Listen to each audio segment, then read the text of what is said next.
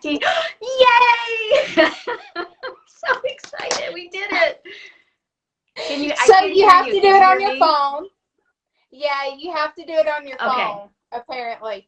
Because so that didn't work with I'll just put all of those things to the side. I'm so excited to be here. We made it. Yay, we did it. I'm so excited. I feel like, we're so technology savvy now. Me and my old age trying to figure all this out. Oh my gosh, you're funny. I cannot see the comments, so if someone comments, you'll have to let me know. Okay, I have it on my computer because I can't see too many on my phone, but everybody's going, yay, Tiffany's here. People are coming in just to see you, my sweet friend. Okay, I'm going to turn this up a little bit. Can I turn it up without screwing anything up? Yes, okay. All right. So, Tiffany, welcome. Thanks for doing this. This is really exciting. My first guest on Facebook Live. So we're getting yay. Hi, Lisa. Let's see. Taylor, thank you. I'm so excited that I did it. All right. Let me just move this back. It's like really close to my face. All right. Okay. So if you guys want to ask Tiffany questions, just put them in the comments, but I'm going to go ahead and start. And first of all, Tiffany, I am so excited that when I decided to do the guest teacher thing on my website and my classroom, I thought of you immediately because I love you. I love how you approach art. I love that you just go in, you just do it. And I want to tell you about the very first time I discovered you. And I think it was right when Instagram stories started. You were in your car and you had found a tea bag that had gesso. I'm like, who is this girl? She's so charming. And I was mesmerized. I love your Southern accent. And so I immediately started following you. And then the next time you were in your car again and you had gotten out and you found like a little piece of wood and you said, this is a giblet. I go, oh my God, because I was raised in the South, even though I don't sound like it anymore. And my grandmother used to say giblets all the time. And so it was endearing to me. And ever since then, I've been and you get your giblet shirt on. So I do have my giblet shirt on today. I love that. So that's when I first kind of stumbled upon you and your work. And I was just mesmerized by the freedom and how you were so committed to your practice and everything. And I think you started like back in 2013. Is that what you said? Mm-hmm. Yep. And how did it happen? Oh, it's a story. I will try to keep it brief for everyone. So first of all, I come from a creative background, meaning that my mother, she did like every type of art you can imagine, between porcelain dolls and she just always was creative. She would tat lace and knit and crochet, and like she was always doing something. So I was raised in that surrounding. And my brother is super musically inclined, and he is gifted and plays music by ear. And so anything that he would hear, he would just immediately, he just somehow flip the switch, right? And he could play it. And so then there was me, the baby girl, that I would ask my mom over and over again. I would say, Mom, what's my talent? What's my talent? And she would say, well, you have to keep practicing. You have to keep practicing. But as a child, I just saw them being really good. Like really good at something. So I would try, but I always felt like it didn't meet their standard, like where they were. What I didn't see as a child is the practice that went into that to end up where they were, Right. So I just immediately thought like, oh, I'm not good. So I would try drawing, and I was like, I'm terrible at this. It's awful. And then I love Lisa Frank stickers. What's up, Lisa Frank in the sticker world back in the day? Yeah. Right? And so I would collect all those stickers and, have a little sticker book and all the things in school. And then sometime around, I don't know, like I think there's always a disconnect in everyone's life when you go from like really enjoying coloring. I was the kid who colored her Christmas tree pink instead of the typical green. And the teacher would be like, your Christmas tree is supposed to be green. And I would be like, well, mine's pink. And like, I was just always like challenging the rules, right? And then something happened in life when I just pushed it all to the side. And I thought, this is not me. I don't have any talent. I'm horrible. It's like all of this self-doubt about me not having talent, and me thinking what I knew was like really good art or what made you good. And I never saw that quality in myself. And then fast forward to many years in my career, stress was horrible. Like, it was just like through the rooftop. And my boss at the time said, Tiffany, you got to find an outlet. Like, you have really got to find something that you can unwind and you can just like let go. And y'all, his was running. That is not happening. Like, that ain't good. I'm not gonna be you. Trust that. So I was like, that's not gonna happen. So what do I do? And then, long story short, I ended up finding a book that introduced me to the word art journaling. I'd never heard of it before. I was like, I don't know what this is. I'm clueless. And it was actually an artist who took and did her art journaling pages. And then she took that as inspiration to create polymer clay jewelry. Oh. And so I thought it was just so amazing. So I bought the book, of course, and then I went on like this Google search of what in the world are these words? Art journaling, have no idea. And up there in the very top is my very first art journal, which was just a kid's book. And I literally had some scrapbook paper because I lived through that whole era of creative memories and trying to be a scrapbooker and realizing there was too many rules to that. And the lady kept telling me, no, you're supposed to. I was like, oh, I can't do all this. And so, yeah, that's when it kind of clicked that my brain can often, and probably some people can relate to this, I may not be able to find the words to describe or like really, can put it all together, but I can find the colors and I can find the textures and I can find the imagery to share my story. And so when like I realized that art journaling and mixed media meant no rules, woo! I was like, yes, this is where it's been the whole time. I just had to unlock it. And so that was kind of where it came to be. Well, that's so great. That's so great that you discovered that and you allowed yourself to be free. And and I think that's people now. I mean, I think we all get caught up in trying to be perfect and trying to create these perfect, beautiful pieces of artwork. And if you can just create something that resonates with your feelings, and then because your journal pages are so beautiful and there's so much depth to them. And I don't know if everyone knows this, but you've been published many, many times in like Somerset Studios and art journaling.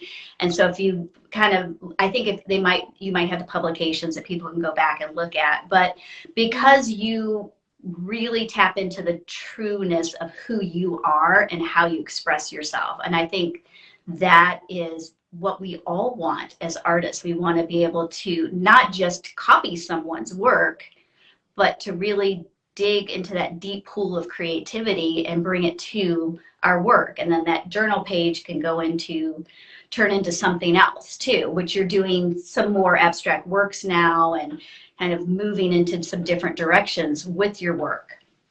Mm-hmm. Yeah. So yeah, I think that tapping into the emotions is really what I love about your work and how I see your work and the beautiful layers that you bring into it. So I want to ask you a question.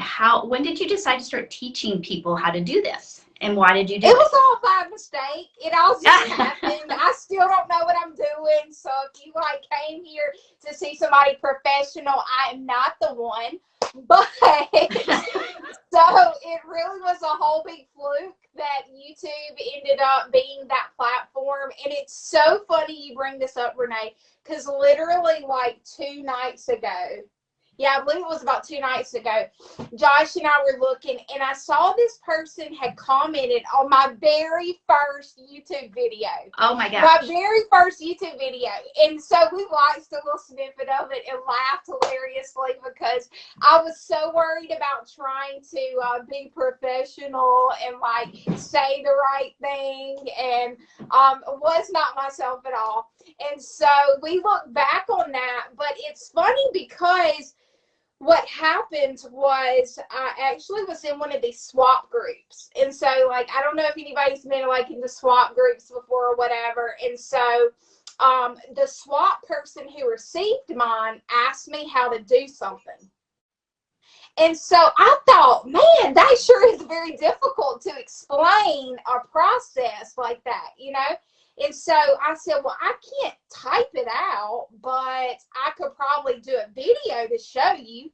And she was like, oh, that'll be amazing. Well, then the video, when I tried to email it, was too large, of course. Like, it was a 30-minute video. And so she's like, well, just upload it to YouTube. And I was like, what? For real? I was like, okay, I guess I can do that. I was like, nobody will ever like follow me or anything. So I mean, I'll just put it up there. And then that video led to a few people in that group, you know, oh, well, cool. Well, next time will you do a video for that too? And I thought, oh, okay, well, that's cool. And then it just kind of snowballed. I know, you have like 400 YouTube videos now, don't you?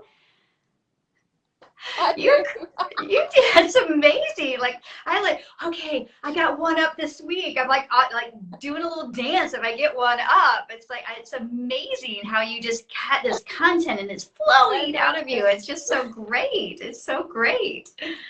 So, and I think really quick, I wanted to add to that. I think the like the biggest thing too, when people started to say, so if you don't know, every Monday, with the exception of very few, I put up a video. And so what happened is somehow along the lines, people just started following along, and then I had like 100, and then 100 became 1,000, and I thought, oh, well, this is pretty cool. I probably won't grow anymore. And then it just kept going and going. But really what makes me show up every week, Renee, to be quite honest with you, is the people. Like, I have so many people who say they look for, especially going through this pandemic and the emotions and not being able to do the things that we love and be with the people that we love. Like, so many people have told me that my Monday video, like, just is their ray of sunshine. Like, is their connection to the world. Like, the crazy things, if you've ever watched a video of mine, you would know it. I say some, like, crazy stuff sometimes, and people laugh, and that's another thing. I never really knew I was funny until YouTube. When people started saying it, I'm like, oh my gosh, I had no idea. So it's really the people who make me keep showing up, just because, like, it's a community, just like similar to this community, you know, like people, there's certain people that every single Monday by Tuesday afternoon, they're commenting about, oh my gosh, you said this, or I have people documenting all my tiffisms, and like it just snowballed into like something I never imagined. But it's really for all of you and for all of them that I show up every week. Well, I appreciate that about you, and that you're always there. And you know, I see you're in my feed all the time, the new thing you're working on, and the community is really important. And because of this pandemic, I actually started my creative community, and I was really nervous about doing it and putting myself out there. It was always like, oh, let me put my little picture in of what I created, but never allowing myself to, you know, be there. And once I started doing it, I feel it just fills me up. I just love the connection. And then I know now what people want to learn and what I can help them with. And that's, for me, that's everything. I really want people to feel empowered in their own creative voice. And it's something that is really important for all of us. And I don't think you have to, you know, however your approach is, and it doesn't matter. you're creating, because we're all meant to create. And the more beauty and creativity we put into the world is better, because we feel better and the people who we're creating with feel better. And one of the questions, this will segue into this, is you have a full-time job and you have some lovely little pets to take care of, and your husband, your house, but you are there every single day with something. And you're doing this challenge right now. And people ask me all the time, like, how do we balance it? How do you find time to create? And I think it needs to be the priority. Just like, moving your body, you have to create, you have to eat healthy, you have to be with your people. And so do you have any advice on helping people, because you have an intense job, but you're still coming into your studio every day? Yeah. So my thing with that is self-care is so important. So you matter. And if it were, you're just like taking my dogs out for a walk.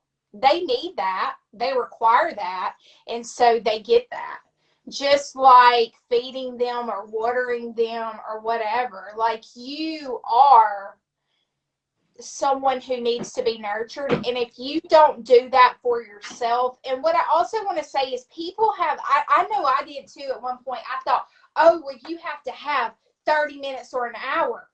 No, you don't. Right. Like, I have fine-tuned it. Now, I am very blessed and thankful that I do have a whole room, which I really tried to clean up for Renee, because hers has been in a magazine. Like mine, I have giblets all over the floor. You can't see that though, so you can see it looks like it's clean. That's all that matters. It does look all clean over there. But if it is your tabletop, your dining room, your kitchen, your little table in your bedroom, like whatever it is, to be able to have that space where you can just create 5 minutes, 10 minutes, 15 minutes. And I think the other thing that helps me fit it all in is that I don't put pressure on myself to finish something. Like, it's just that creative muscle within us to utilize it every day. And it's amazing the inspiration that will find you, when you're in that 15, 10-minute, whatever you've got. Like, you have enough time, and you have to make it like a ritual, almost, like every day, whatever that looks like. I mean, in 2019, I traveled. My job had me traveling a lot. In November, I was in a hotel room 21 nights, and actually even took a week off. So is that Millie over there? Yes, hang on. Here's Millie. All right, where is she? Okay, there she is. Hi, she snuck in. Hi. So I have to put her back out. Sorry. Come on, baby. Oh, no problem. All right, go on out. Let's see Olivia. So, yeah, I would just say you have to make it an important part of your day, and you have to look at it with like no pressure to create a masterpiece, because in my opinion, none of my work is a masterpiece at all. You just have to start. You just have to get in there. You have to do it, and it doesn't have to take a long time, but you are just as important as the people that you love and the people that you nurture every day. You have to nurture that in yourself. Right. I agree, because I think it helps us get through our day. And when we feel good because we've created and we've given ourselves time, and I agree with you, 15 minutes or 30 minutes or whatever you have, just do something. Just put some giblets on the page, right? That's right.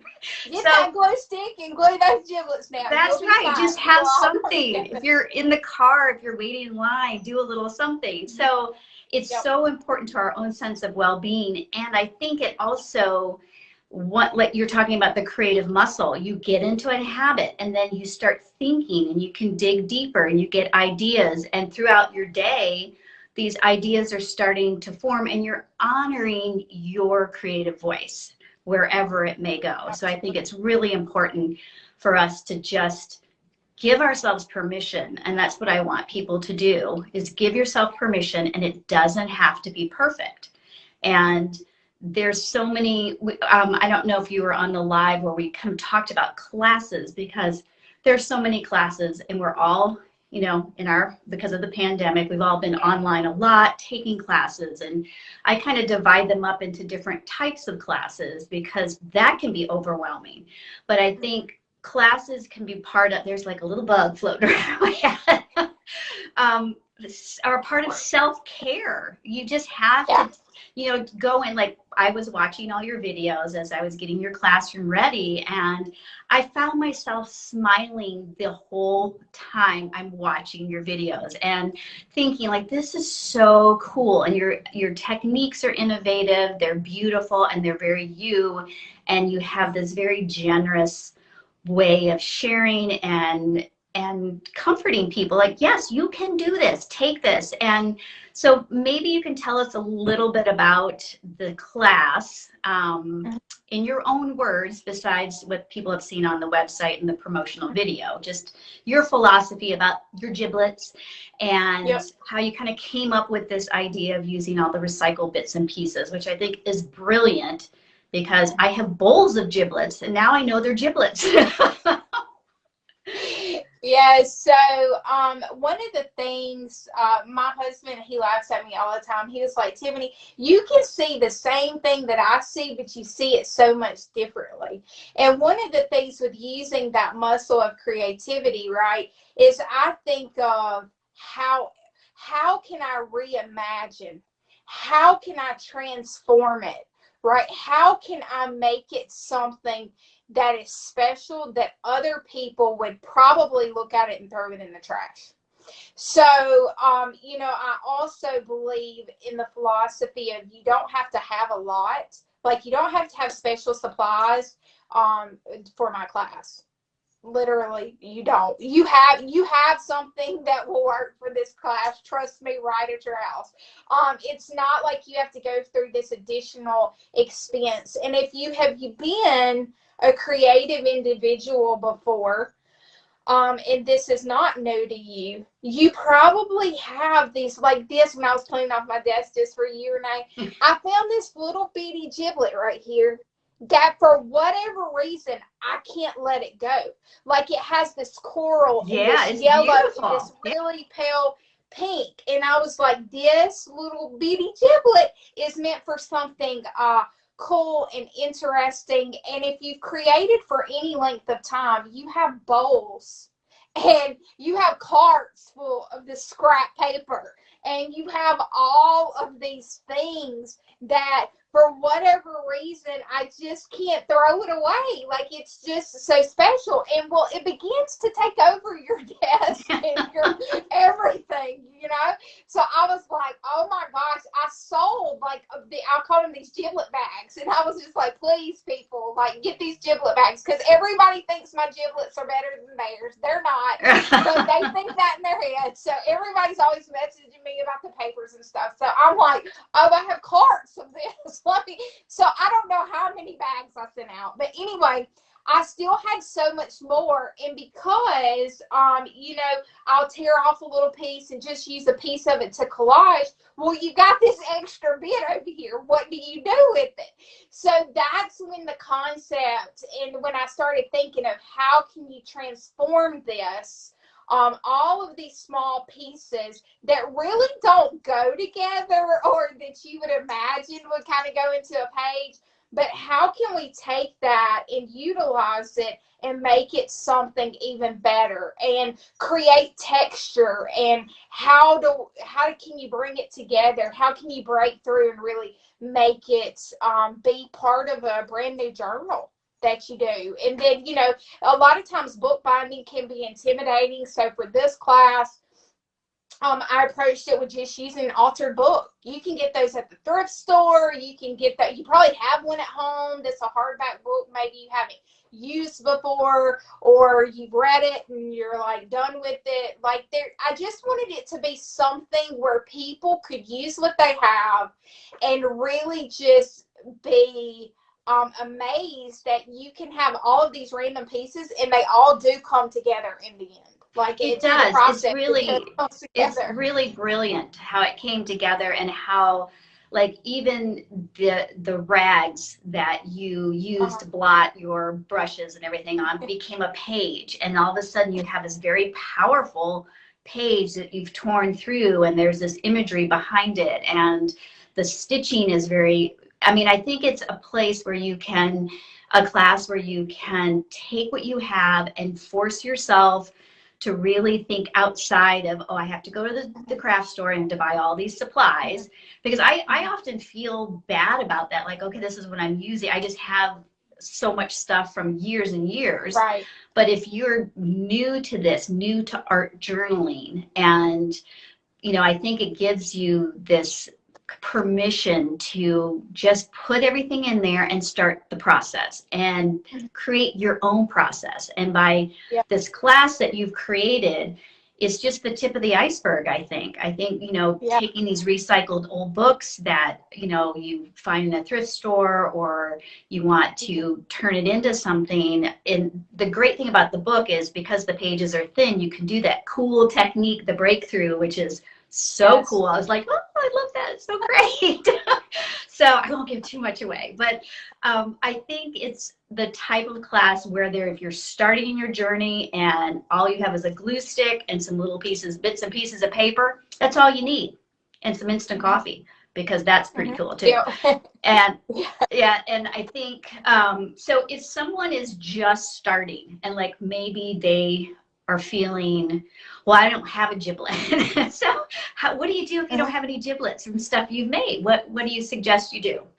Yeah, I would say, like, for instance, I walked out and got the mail right before we went live, and I had some security envelopes. And so a lot of times the security envelopes will have the inside, you know, just like anything that you can come across, whether it's magazine images, you could rip those up and use those for the color. And my philosophy is don't allow yourself to come up with excuses as to why you can't, because I guarantee you can. Like masking tape, it's cheap. You probably have it in your junk drawer. Like there's just like everything from, if you used to do scrapbooking, if you have a newspaper that maybe you get on Sundays, you could use that. You could use the magazine images for the color if you don't have any paints or anything. Like the sky's the limit. I've even torn up I do some journaling in the morning, not really journaling, but more like brain dumping from morning pages. And I've torn up pieces of those and used that, you know, just the lettering and the font to create some cool texture. But don't allow yourself the excuses you don't have the supplies, because you have something at your house that would work. A magazine image that somebody sent you that you have no idea why you got that. That happens to me all the time. I'm like, we don't even shop with these people. Why are they keep sending us stuff? And then I'm a huge recycler, so I feel like I can't throw it away. So I gotta make something with it. Right, and you do. You just did something with coffee bags, right? It's on Instagram. You did some kind of cool thing with coffee bags. Do you have it there? It's just, that's okay. Don't worry. No pressure. Here's my little coffee bag. Oh my gosh, that is gorgeous. And I put giblets in it, y'all. But somebody else told me that, you know what, you could mail somebody a baked good, or if you want it, because it's airtight, because it's a coffee bag.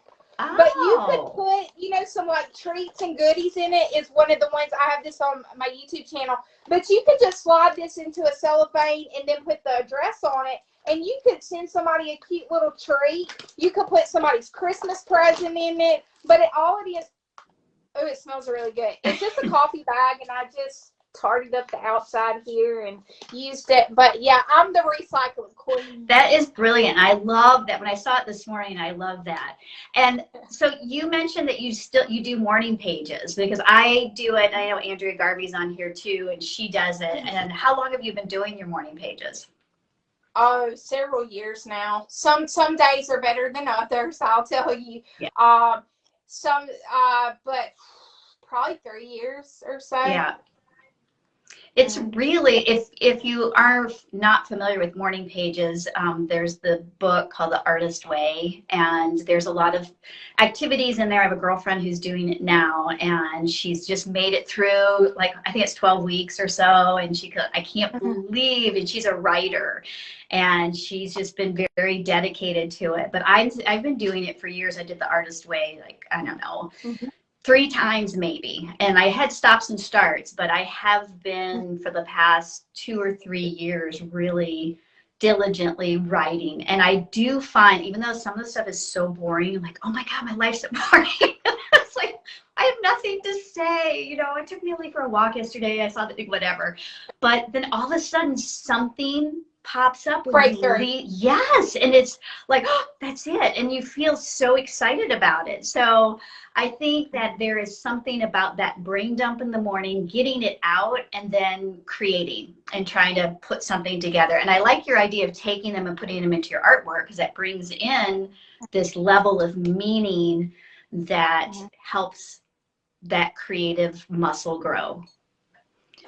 So do you have any of your little sketchbooks, any art journals that you can show us before we wrap this up and maybe get some questions?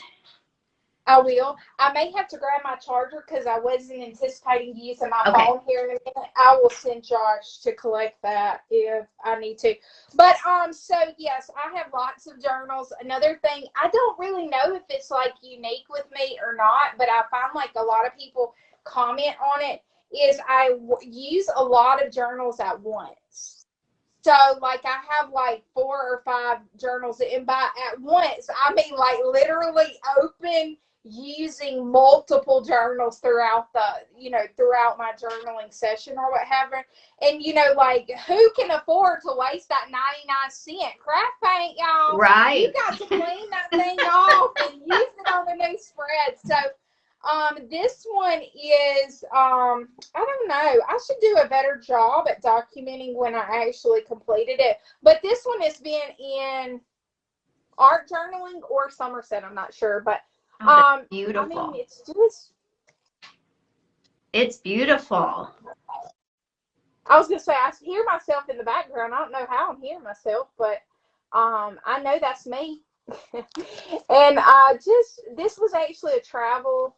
I just did a little watercolor there, and I like to add textures and just really anything. Adding a little piece of string that I got out of something recycled, y'all, I'm sure. A magazine. Here's a little bit of I found these The Artist I Am Today, and it was in a magazine, and it wasn't an art magazine, it was just like a regular magazine that came through. But I like to add fabrics, and this is a blouse that I had ripped. It got a hole in it or something, and can't throw that away, y'all. No. You gotta tear that little giblet up and put that in your book. So, this is a doily. Let's see. This was like a little doily that I found at the thrift store, and so I just put a little bit right there on the edge with some staples. I love that. I really it's beautiful. Like there's so much history and layers in your work, and I think that. And do you go back in and like work on them again, or when you're done, you're done? I know this sounds crazy.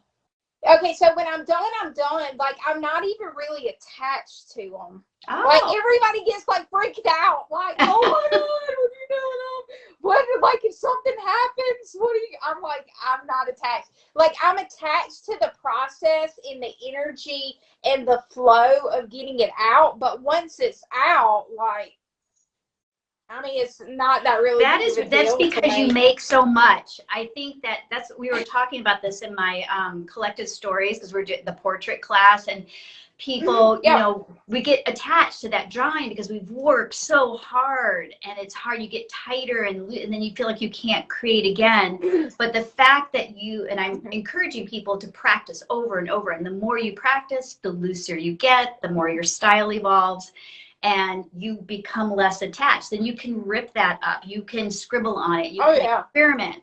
And that's because of the process, the practice over and over and over again. And then all of a sudden you're free. You're free of your own judgment, I think. I mean, it does creep up every now and then, but I think the more you do, the more. Oh yeah.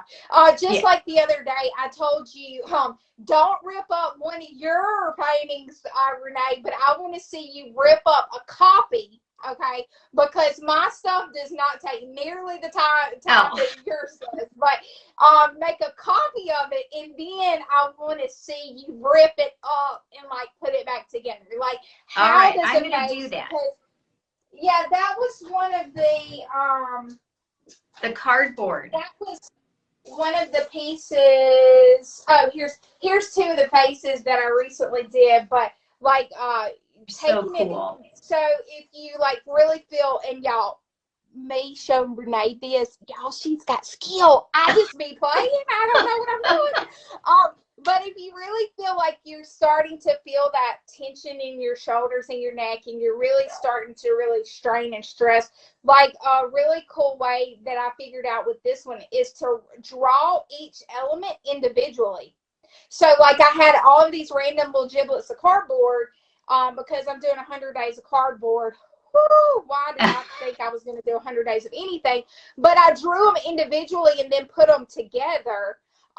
So that they're really wonky, but they're super cool. And then this one is oh my gosh, transparent.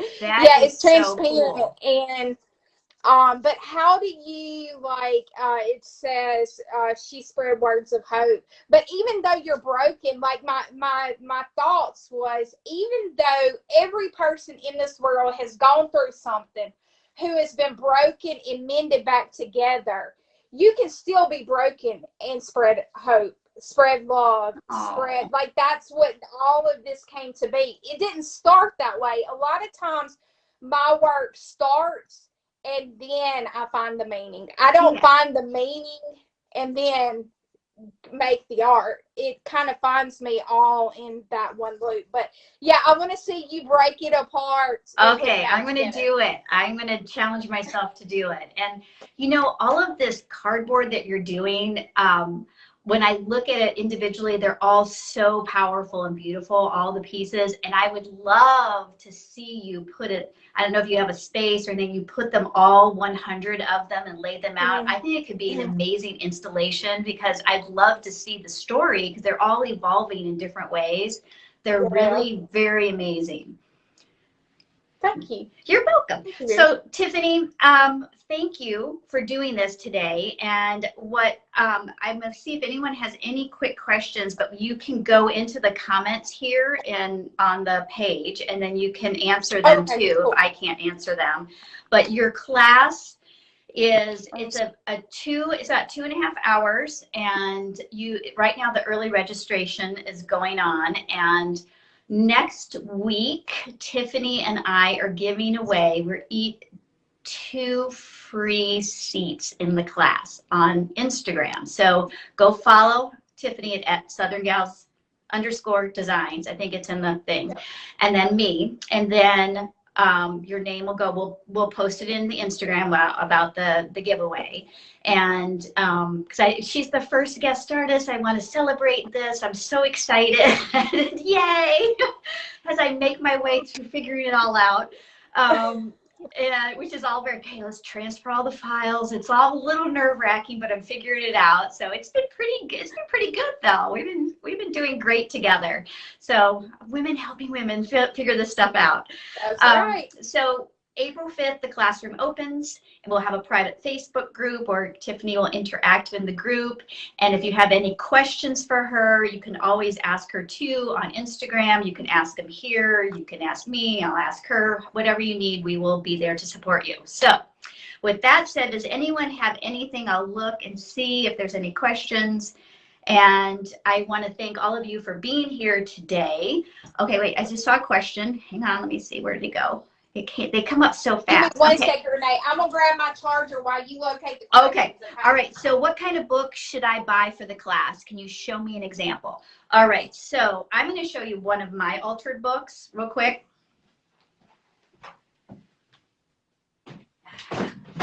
that I just dropped on the floor. Okay, so if you go to like a used bookstore or a thrift store, there's always stacks and stacks of books.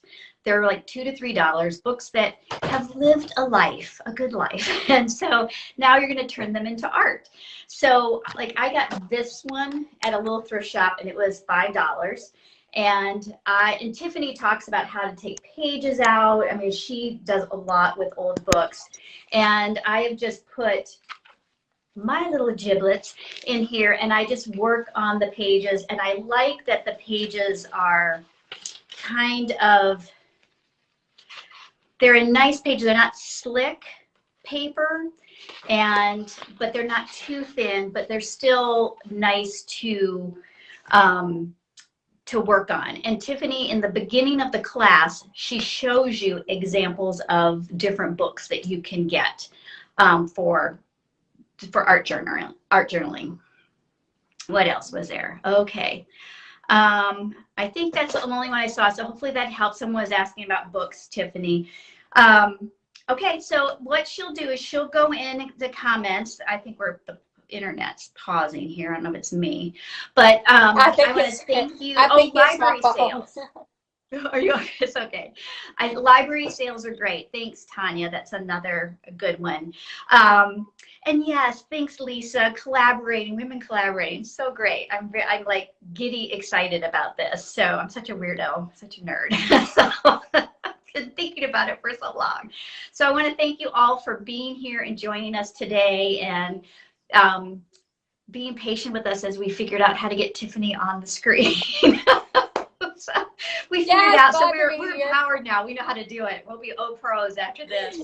And if you have any questions about the class, please let me know, let Tiffany know, and we're excited. Thank you, thank you, thank you. Thanks, Tiffany. I'm going to save this to the group, and I'll see you all soon.